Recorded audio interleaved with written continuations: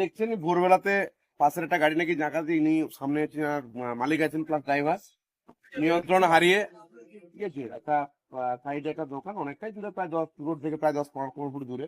একটা গরিব ছেলে যারা দোকানে টোটাল ব্যবসা করে খায়, মোবাইলের দোকান, রিচার্জ টিচার্জ করে, প্লাস কিছু মোবাইল আছে, একদম প্রায় প্রায় বিনষ্ট হয়ে গেছে, শুধু দোকানটাই প্রায় শেষ হয়ে গেছে, বহু টাকা বিনষ্ট ছিল, নষ্ট হয়ে গেছে। ঘটনাটি কি ভোরের দিকেই ঘটেছে? হ্যাঁ, করে দিও। আচ্ছা, আর এই গাড়িটা কোন দিক থেকে আসছিল? এরা কলকাতা থেকে ওনার থেকে মুম্বাই মুখ। আচ্ছা, মোবাইল দোকান ছিল? হ্যাঁ, এটা মোবাইল দোকান প্লাস রিচার্জ, মোবাইল এবং রিচার্জ করায় করে, এবং ব্যাংকের কিছু কিওসের কাজও করে। বেকার ছেলেই, পাশে এই গ্রামেই বাড়ি। এই কিছুদিন আগে ওনার বাবাও মারা গেছে।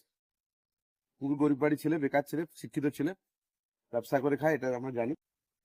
তো ওটা থেকে পুরোটাই সর্বনাশ হয়ে গেল। ছেলেটা খুব বিপদের মধ্যে পড়ছে, কি হবে, তার সংসার চলবে, কি হবে, পেট চলবে, টাকা দিবে।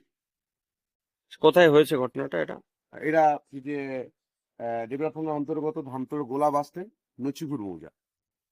কি নাম আপনার? আমার নাম বুবাই ভূঁইয়া।